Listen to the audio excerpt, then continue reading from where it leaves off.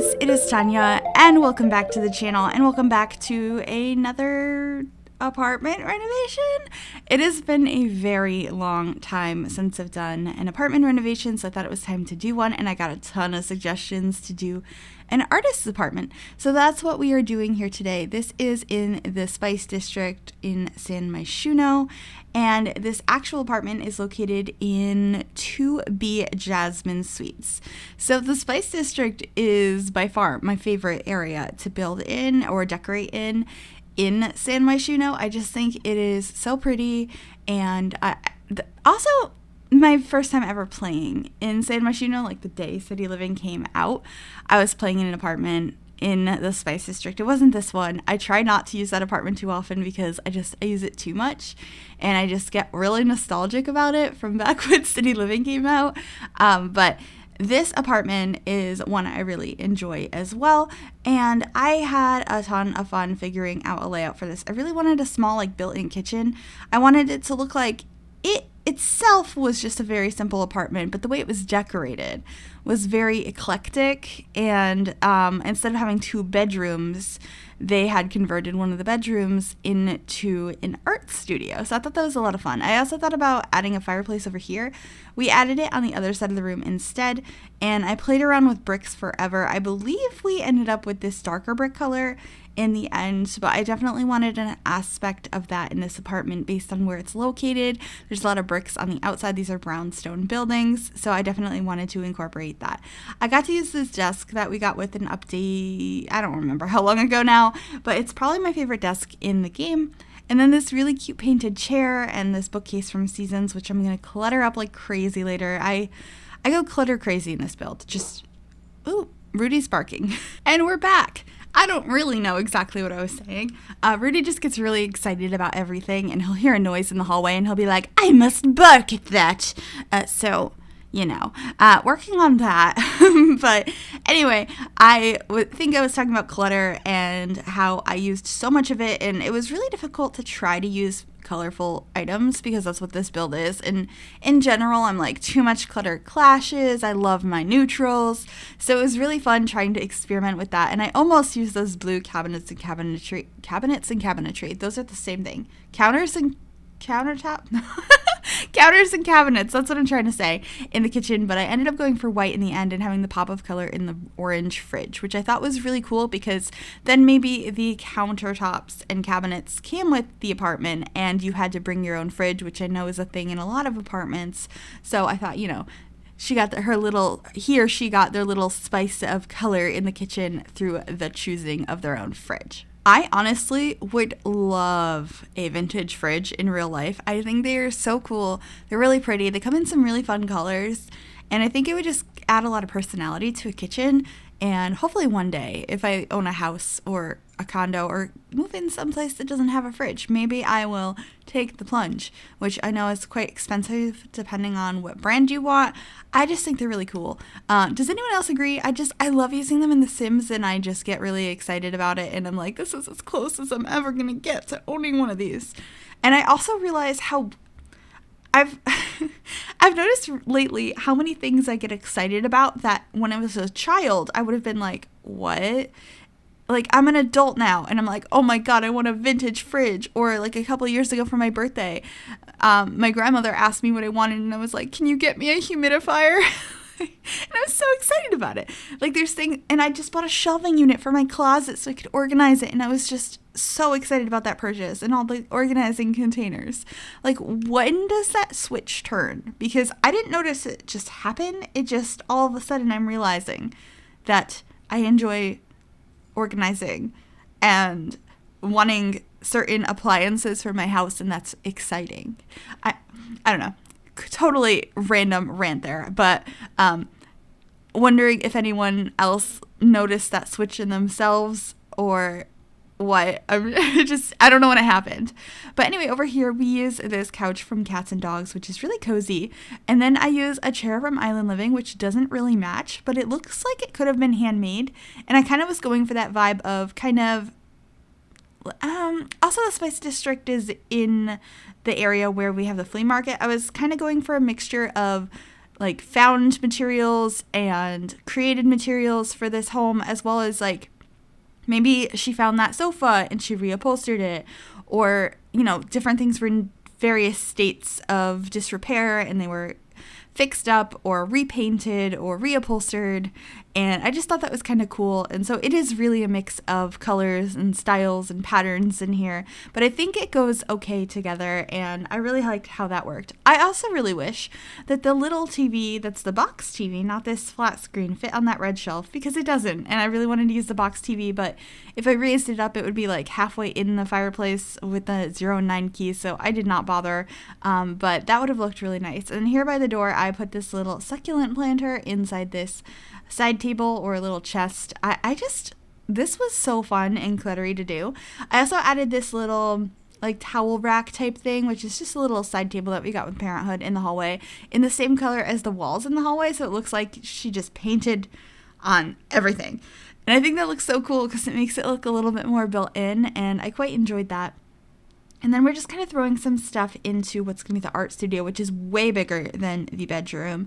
And it has the big double doors from Strangerville, which I really, really like. And now we're just trying to get some of the clutter on this bookcase. I almost always put that suitcase with all the books on it on the bottom part of this bookcase because it fits there so perfect, and I haven't found anything else I like better there. But if you guys have any suggestions, although I do think it worked really well for this apartment, so I was happy with that. And then I believe we're gonna get a bunch of stuff for the desk as well. I got to use this lamp from Bowling Night Stuff, which is also one of my favorite packs. I love it so much. I think it has some really cool furniture. Then again, I love mid-century furniture, and actually I'd like to do another mid-century build sometime. I feel like I mentioned that recently, and I know I wrote it down, so hopefully that'll be coming sometime soon. I have so many different ideas, but it all depends on what sounds fun in the moment. So I could have an idea written down for a year before I'm like, okay, yes, now that sounds fun right now. So hopefully that'll be soon, but who knows. I also tried adding some lemons up on the shelf, but I didn't like how it looked, so I got rid of those in the end. And then we're just adding some curtains onto this little hallway area, which I thought looked pretty cute. And I love this table and chairs that we're using from, I think it's Movie Hangout Stuff. So cute. And then I added those little painted stumps that came with Toddler Day. And I ended up using a decent amount of them because I have one over there, and then I have a couple in the art studio on top of some newspaper. I'm imagining that this artist has been painting these pieces of wood to kind of transform some of the outside spaces in the parks around the city. And so I thought that was a really cute idea. So they're setting on some newspaper in this room, which we'll be placing down in a little bit. Just trying to figure out the best way to organize this space. It's very big. This could easily be another bedroom plus a bathroom if you wanted. It's a very big space, but I did imagine that the Sim living here really, really wanted it for their art. So there's some of those colorful stumps I'm placing down. I also added some other artwork in here, and these sketches on the wall. Of course, we have an easel, and we end up having the little paint table next to it, which I thought looked nice. And of course, some canvases as well. Just like all of the art clutter, like all of it. I want more. I feel like we have a decent amount though. Like I'm always very excited when I get to use these canvases. I just think they're so pretty. I also use that side table, the little corner table from, I think it's Get Famous, that's like mid-century with the little vase on it. I think it's so cute. And I also have the little painting I use in every house with the little leaves on it, and then a child's painting under it. Because I imagine if this artist is working on some stumps and childish patterns, they might also, in addition to some of their more advanced work, do a little bit of younger childhood painting, maybe selling some of that stuff on Etsy, have that hot dog one over here, just all kinds of stuff. I feel like they're artists that's hustling and getting all their stuff out. They're selling stuff on the street, they're selling stuff online, they're transforming the spaces around them. And I just really, really liked that idea. So that's what I went with. And so we added this table as another surface. Of course, you could paint on it, obviously. In The Sims, it doesn't work like that. But I was thinking you could paint on it, you can measure things on it, you could write down notes and ideas and sketch out like your plan on how this is going to work or how that's going to work. And I just think that's really helpful in an artistic space. I'm a graphic designer, but through my program I had to do a ton of traditional art, and almost everything we were doing, we were writing it down and like planning stuff out, or writing down ideas, sketching ideas out before you get started, especially for more like 3D pieces. well, I guess also for any paintings and drawings and stuff, you're doing an initial sketch, getting your ideas out, lots of practice that way as well. But especially for like ceramics, I would always try to plan out what I was doing ahead of time, sort of, especially when I was doing stuff not on the wheel, because I'm not super great on the wheel. I love throwing pottery on the wheel, but I'm not great at it.